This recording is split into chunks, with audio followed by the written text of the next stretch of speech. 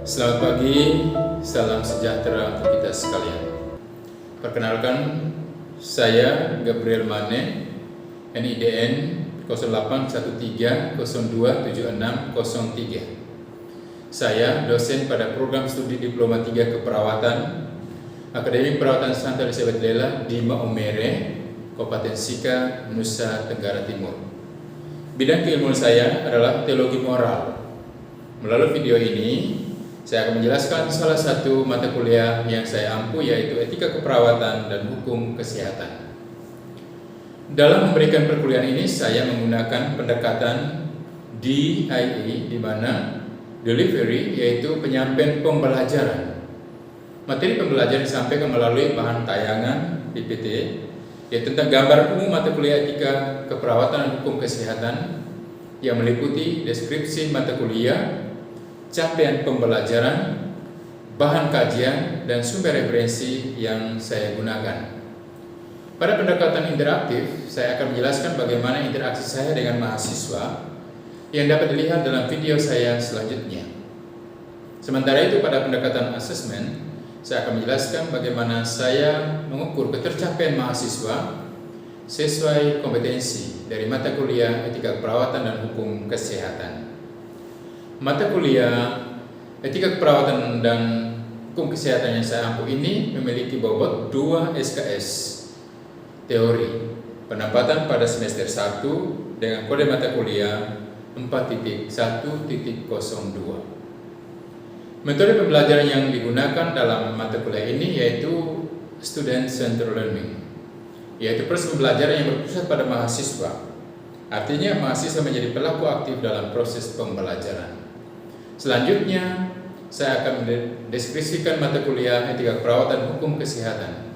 Mata kuliah ini akan membahas tentang sejarah, teori-teori dan prinsip yang dapat memberikan landasan bagi mahasiswa dalam melakukan penalaran etik pada isu-isu yang relevan dalam bidang keperawatan, serta tentang konsep, prinsip, hukum, dan keterkaitannya dengan etika yang menyangkut legislasi dan area hukum dalam praktik keperawatan baik di Indonesia maupun dunia internasional. Capaian pembelajaran untuk mata kuliah ini secara rinci dapat dilihat. Pertama, konsep dasar nilai, norma, dan etika. Prinsip-prinsip etika keperawatan, konsep etika dan hukum kesehatan, sejarah hukum kesehatan dan undang-undang yang berkaitan dalam praktik keperawatan, kode etik keperawatan, isu dan masalah etik, dilema etika keperawatan, hak dan kewajiban pasien, aspek legal dalam praktik keperawatan, dan keputusan etik. Dalam proses pembelajaran ini saya menggunakan beberapa metode sebagai berikut: small discussion group, ceramah tanya jawab, dan media yang digunakan adalah LCD, artikel, jurnal, majalah, dan modul atau bahan ajar. Pembobotan dalam penilaiannya sebagai berikut: tugas 25%, UTS 35%, dan UAS 40%. Dalam video nanti saya akan membahas materi pada pertemuan ketiga dengan topik prinsip-prinsip etik keperawatan. Adapun capaian pembelajarannya adalah mahasiswa mampu memahami tentang prinsip etik perawatan, yaitu otonomi, kebaikan, keadilan, tidak merugikan, kejujuran, kerahasiaan, dan kesetiaan. Referensi yang saya gunakan dalam program ini adalah: pertama, buku Etika Profesi dan Hukum Keperawatan; kedua, Etika Keperawatan; tiga, Etika Keperawatan Aplikasi pada Praktik; berikut pengantar Etika Keperawatan; dan terakhir Etika Kedokteran dan Hukum Kesehatan.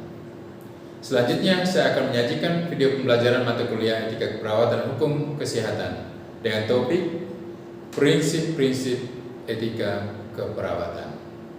Terima kasih. Selamat pagi semuanya. Selamat pagi, Pak. Apa kabar hari ini? Baik. Puji Tuhan, ya. Kembali kita bertemu dalam pertemuan kita yang ketiga ini. Jadi sebelum mulai kita angkat hati kita bersyukur kepada Tuhan. Para teman yang membawakan doa, kita persilakan. Baik, kita berdoa. Berdoa teman-teman, mari kita mengambil sikap untuk berdoa. Dalam nama Bapa dan Putra dan Roh Kudus. Amin. Allah yang kekal dan kuasa, puji dan syukur kami haturkan kehadirat-Mu karena atas segala rahmat serta berkat penyertaan yang Kau berikan kepada kami. Sebentar lagi kami akan memulai perkuliahan kami. Utuslah Roh-Mu atas kami semua agar kami dapat memahami apa yang akan kami pelajari. Nama-Mu yang kudus kami puji kini dan sepanjang masa. Amin. Dalam nama Bapa dan Putra dan Roh Kudus. Amin. Terima kasih, silakan duduk. Oke.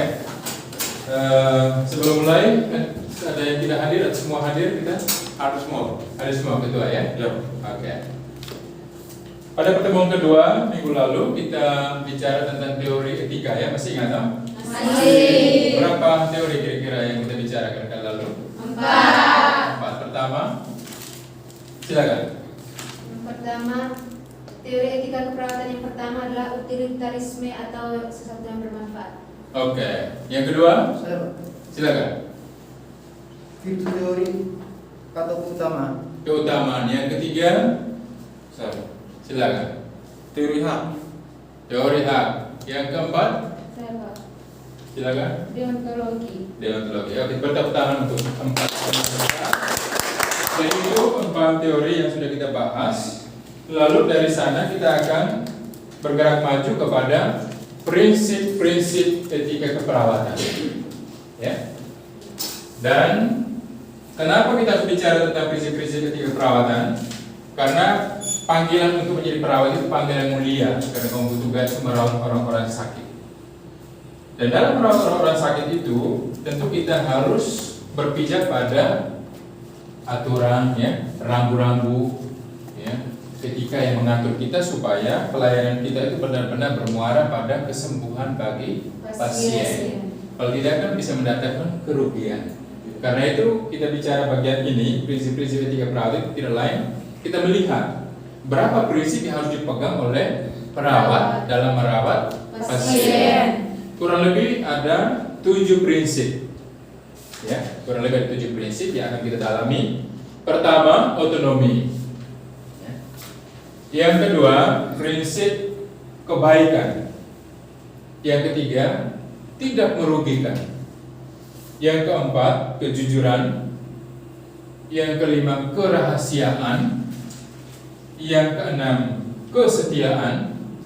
Dan yang ketujuh, keadilan. Ini kurang lebih 7 prinsip yang menjadi pegangan bagi para perawat. Jadi sekali lagi, otonomi, kebaikan, tidak merugikan, kejujuran, Kerahasiaan, kesetiaan, dan keadilan. Nah, sekarang kita coba mulai masuk ke dalam poin-poin itu.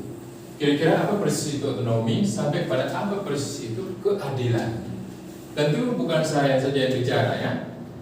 Saya minta kamu semua supaya masuk dalam kelompok, diskusikan poin-poin itu. Karena itu saya serahkan kepada ketua untuk mengatur pembagian. Kita diberi waktu kurang lebih 5 menit untuk berdiskusi. Ketua silakan mengatur kelompok. Ya, silakan. Jadi baik teman-teman, nanti kita bagi 3 kelompok ya. Mungkin satu kelompok 4 orang, ada 5 orang. Nanti kita bahas 7 prinsip yang Pak jelaskan tadi ya. Jadi kita langsung bagi satu kelompok nanti deretan begini ya. Kelompok 1, kelompok 2, kelompok 3. Nanti kelompok 1 nanti bahas 3 prinsip ya. Prinsip otonom, kebaikan dan tidak merugikan. Nanti kelompok 2 bahas 2 prinsip, kelompok 3 bahas 2 prinsip ya. Bisa? Kita langsung ke dalam kelompok ya. Oke.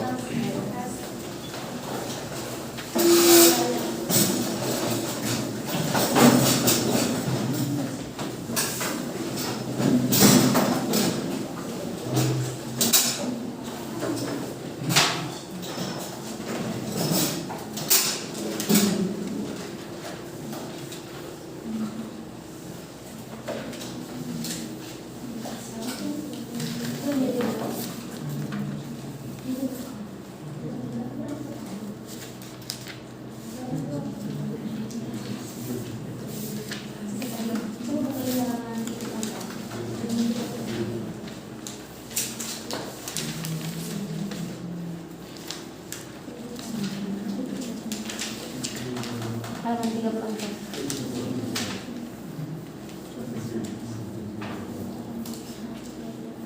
Kedua datang.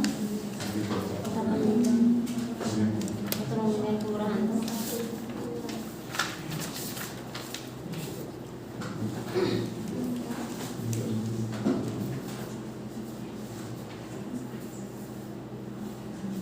Cukup cari pengertian yang lebih contoh satu. Iya. Ini contoh. Ada. Otonomi berkaitan dengan hak seseorang untuk mengatur dan membuat keputusan sendiri. Contohnya, seorang klien juga memiliki otonomi yang harus dihargai dalam memilih dan membuat keputusan. Nah, ini harus itu yang satu itu. Poin yang kedua itu yang apa? Pengurahan hati. Selesai. Masih ada.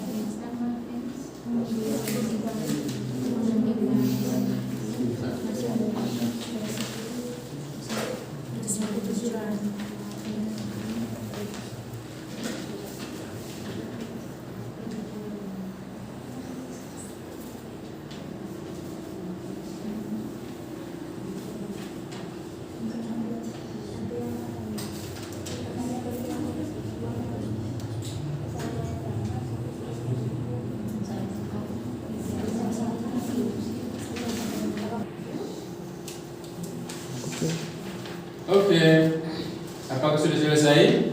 Sudah. Kita bisa kembali ke tempat dan siap untuk presentasikan? Bisa. Oke, kita kembali.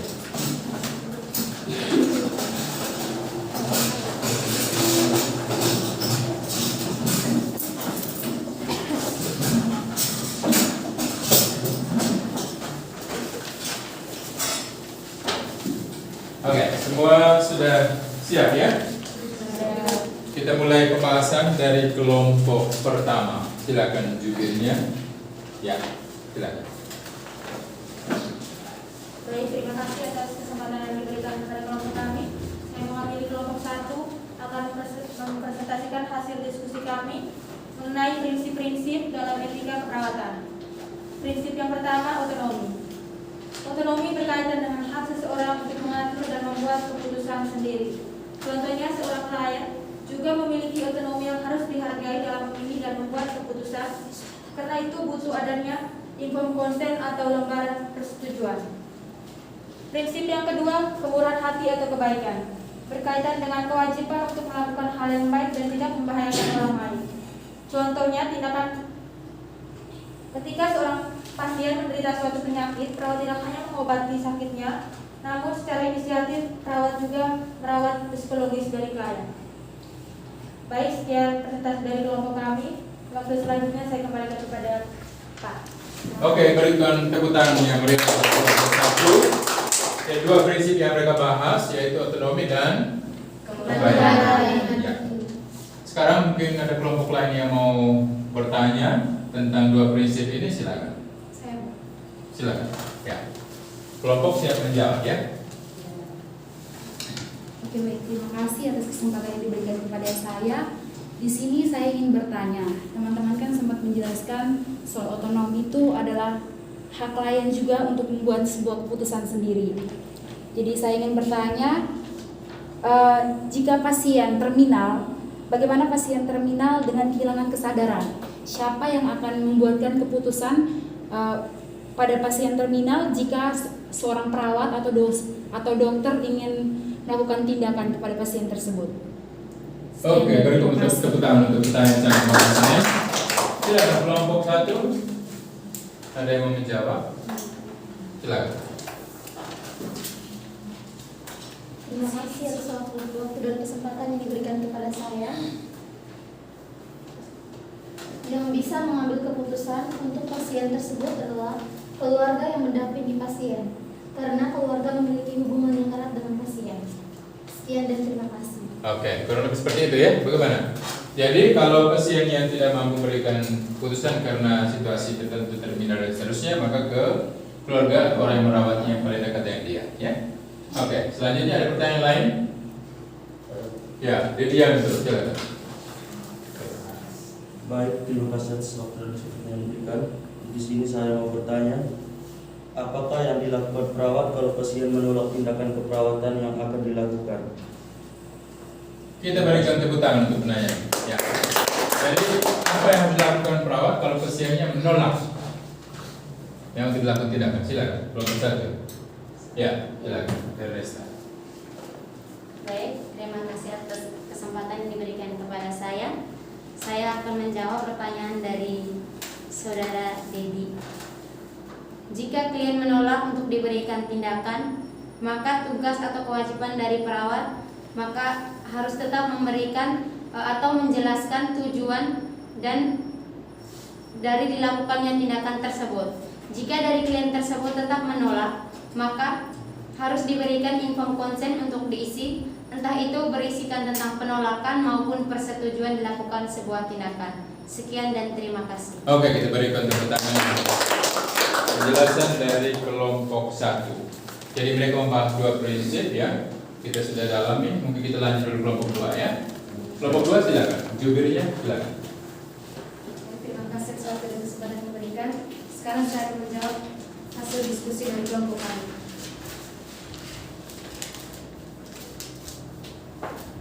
1. Normal efisiensi. Prinsip normal efisiensi berkaitan dengan kewajiban perawat untuk tidak menimbulkan kerugian atau cedera pada klien. Contohnya, pada pemasangan infus, prinsip steril harus dijaga agar tidak merugikan pasien, misalnya terjadinya infeksi.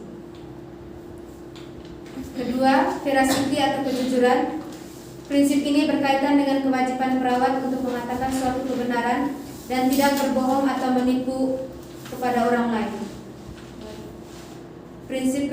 Contohnya, ketika seorang klien menanyakan tentang penyakitnya kepada perawat, maka perawat memberikan tanggapan bahwa dia tidak berhak untuk memberikan penjelasan dan menyarankan pasien untuk bertanya kepada dokter. Sekian hasil diskusi kelompok kami, saya kembalikan kepada Pak. Terima kasih, kita berikan tepuk tangan untuk kelompok 2 dengan juga 2 prinsip yang mereka dalami ya. Oke, selanjutnya ada yang mau bertanya untuk 2 prinsip ini, kejujuran dan juga kebaikan ya. Silakan. Dan ya, silakan. Baik, terima kasih Pak atas kesempatan yang diberikan. Saya mau bertanya di sini, tadi teman-teman sempat menjelaskan prinsip normalitas atau prinsip yang tidak merugikan pasien. Pertanyaannya, apakah sanksi yang diberikan kepada perawat yang lalai dalam melakukan tindakan keperawatan dan merugikan pasien? Kita beri tepuk tangan dulu. Apakah sanksi? Kalau kan dia prinsipnya dia tidak boleh merugikan ya. Tapi kalau perjalanan perawatan ternyata ada tindakan yang merugikan, apa sanksinya? Silakan dari kelompok yang mau menjawab. Ya, langsung jubirnya sendiri ya. Silakan. Di sini saya akan menjawab pertanyaan dari teman Ina. Sanksi yang akan diberikan itu ada 3, yaitu yang pertama sanksi administrasi atau teguran secara lisan ataupun secara tertulis. Dan yang sanksi yang kedua itu sanksi etik atau teguran langsung dari atasan. Ketiga, sanksi hukum. Misalnya tindakan pidana jika kedua sanksi itu tidak bisa diselesaikan. Oke, kita beri tepuk tangan. Ya, kita kelompok 2. Masih tentang kelompok 2, ada yang mau bertanya lagi? Silakan, Ricky. Baik, terima kasih untuk kesempatan yang diberikan. Di sini saya mau bertanya, apakah perawat harus menyampaikan secara jujur untuk penyakit yang diderita pasien? Terima kasih. Kita beri tepuk tangan untuk pertanyaan ini ya. Jadi menyangkut prinsip kejujuran, apakah perawat itu memang harus menyampaikan secara jujur tentang penyakit yang diderita oleh pasien? Kelompok 2, silakan. Ya, Wati, silakan. Baik, terima kasih atas waktu dan kesempatan yang diberikan. Saya akan menjawab pertanyaan dari teman Ricky. Jadi, perawat harus menyampaikannya secara jujur, tetapi ada kasus tertentu yang tidak boleh disampaikan karena akan mempengaruhi psikologi pasien. Terima kasih. Oke, kita beri tepuk tangan dulu. Oke. Jadi, yang kejujuran pada prinsipnya perawat harus melihat situasi dan kondisi ya pasien. Oke. Jadi untuk kelompok 2 dengan 2 prinsipnya kita akhiri ya. Nanti dalam berikutnya mungkin kita dalami lagi. Selanjutnya kelompok 3, masih ada 3 prinsip, silakan. Jubirnya. Baik, terima kasih atas waktu dan kesempatan yang telah diberikan. Saya mewakili teman-teman kelompok 3 akan menjawab 3 prinsip kode etik. Yang pertama, konfidensialitas atau kerahasiaan, di mana prinsip ini berkaitan dengan penghargaan perawat untuk merahasiakan semua informasi tentang klien yang dirawatnya. Contohnya, ketika seorang klien yang didiagnosakan kanker payudara, perawat dan tim medis yang menangani klien ini tahu betul dengan kondisi klien tersebut. Maka, perawat dan tim medis secara etik tidak dibenarkan untuk membicarakan hal ini. Apalagi dibicarakan di luar rumah sakit atau kepada orang yang tidak berwenang. Dan yang kedua, prinsip fidelity atau kesetiaan. Prinsip kesetiaan berkaitan dengan kewajiban untuk tetap setia pada kesepakatan dan tanggung jawab yang telah dibuat. Contohnya, seorang klien yang telah membuat inform konsen bahwa dia tidak menyetujui tindakan yang diberikan. Walaupun perawat telah memberikan penjelasan tentang resiko yang mungkin terjadi, klien tidak menyetujui tindakan, namun dia tetap menyetujui tindakan, maka perawat harus setia menjaga kesepakatan tersebut. Dan yang terakhir, justice atau keadilan. Prinsip keadilan berkaitan dengan kewajiban perawat untuk dapat berlaku adil pada semua orang. Contohnya, ketika ada 2 orang pasien yang memiliki keluhan sakit perut, di mana seseorang pasien berpakaian jas kantor, sedangkan pasien lainnya berpakaian biasa, perawat tidak boleh memberikan pelayanan yang prima hanya kepada pasien yang memakai jas kantor saja. Sekian dari hasil presentasi kami. Oke, terima kasih. Kita berikan tepuk tangan. Kelompok 3 ada 3 prinsip yang kita dalami, yaitu kerahasiaan, kesetiaan, dan keadilan. Oke. Untuk kelompok 3 ini mungkin ada yang mau bertanya, silakan. Silakan. Baik, terima kasih atas waktu dan kesempatan yang diberikan kepada saya. Tadi teman-teman dari kelompok 3 sudah menjelaskan tentang prinsip kerahasiaan. Di sini saya bertanya, apakah seorang perawat bisa mengambil gambar atau video saat melakukan tindakan keperawatan? Oke, kita beri tepuk tangan dulu. Ya. Jadi, apakah bisa ambil gambar atau video ketika melakukan tindakan perawatan? Silakan, kelompok 3, jubir atau yang silakan. Baik, terima kasih atas waktu dan kesempatannya. Saya akan menjawab pertanyaan dari teman kelompok 1. Dengan bunyi pertanyaan, apakah seorang perawat bisa mengambil gambar atau video saat melakukan tindakan keperawatan? Pada dasarnya, untuk mengambil gambar atau video itu pada fasilitas kesehatan tidak diperbolehkan atau tidak diperizinkan. Karena pada dasarnya itu sudah melanggar privasi pasien, keluarga pasien maupun tim kesehatan. Jadi, jika ada mahasiswa-mahasiswi atau teman-teman yang melakukan praktek di tempat tersebut, harus atas izin pemimpin, keluarga pasien maupun tim kesehatannya. Jika sudah diberi izin, maka untuk mengambil gambar dan video itu pun boleh dilakukan. Sekian dan terima kasih. Oke, kita beri tepuk tangan. Jadi, benar adanya, jadi tidak boleh ya prinsip dasarnya. Karena itu privasinya pasien. Tetapi kebutuhan khusus misalnya mahasiswa lagi praktek, tentu benar-benar untuk kasus apa dulu dan untuk kepentingan apa. Ada pertimbangan dari pimpinan ya, dari perawat itu yang di ruangan itu, dan ada persetujuan dari pasien. Dan juga ada tanggung jawab jangan menyebarkan gambar atau video itu untuk orang lain. Oke. Selanjutnya mungkin masih ada pertanyaan? Saya, Pak. Silakan. Untuk kelompok 3 ya. Terima kasih atas kesempatan yang diberikan kepada saya. Di sini saya mau bertanya, apa yang harus dilakukan perawat bila berhadapan dengan pasien yang berbeda suku atau agama dengannya? Sekian dan terima kasih. Tepuk tangan untuk penanya kita. Nah, ini menyangkut keadilan ya. Atau juga ya bagaimana perawat menempatkan diri di antara keberagaman. Silakan, kelompok 3 mau menjawab. Baik, terima kasih atas waktu dan kesempatan yang diberikan. Di sini saya akan menjawab pertanyaan dari Saudari Hertin. Apa yang harus dilakukan perawat bila berhadapan dengan pasien yang berbeda suku atau agama dengannya? Baik, sebelumnya itu kita mengetahui dulu prinsip-prinsip dari etika keperawatan, yaitu justice atau keadilan. Prinsip keadilan berkaitan dengan kewajiban perawat untuk dapat berlaku adil pada semua orang. Dari pernyataan itu, kita mengetahui bahwa perawat itu tidak boleh mempertimbangkan latar belakang individu, kemudian latar belakang yang dianut pasien maupun agama, dan perawat harus secara adil dalam memberikan tindakan. Sekian dan terima kasih. Oke, kita berikan tepuk tangan. Jawaban yang luar biasa. Jadi memang kita tak terhindarkan ya sebagai perawat ketika itu bertugas kita berhadapan dengan begitu banyak orang dari berbagai latar belakang, suku, agama, bahasa, dan kita harus berani menempatkan diri kita sebagai perawat yang profesional, yaitu menerima semua tanpa membeda-bedakan.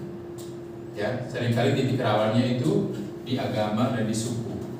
Mungkin tanpa sengaja kita meremehkan suku tertentu, tanpa sengaja kita meremehkan agama tertentu. Itu tidak boleh dilakukan oleh seorang perawat yang profesional. Ya, baik, adik-adik. Jadi luar biasa apa yang sudah kamu diskusikan ya, sudah ditemukan dalam kelompok-kelompok. Pada intinya sebenarnya dari ketujuh prinsip ini menjadi kompas untuk perawat. Ketika dia melakukan tindakan keperawatan, ini harus dipegang betul. Dan ini satu kesatuan yang utuh. Yang tidak berpikir bahwa saya sebagai perawat cukup memperhatikan ini otonomi. Tidak. Mulai dari otonomi sampai kepada keadilan, itu harus dijaga dan harus menjadi bagian dari kehidupan seorang perawat. Sehingga di mana saja Anda berada, ketika merawat pasien, kamu merawat dengan penuh perhatian, penuh tanggung jawab, dan benar-benar berpegang pada prinsip untuk menyembuhkan pasien. Karena itu tugas muliamu di situ, menghantar mereka kepada kesembuhan. Oke, terima kasih untuk hari ini. Kita membahas 7 prinsip ini dan kita sudah menemukan, tinggal saja bagaimana mengaplikasikannya ya untuk kehidupan kamu selanjutnya.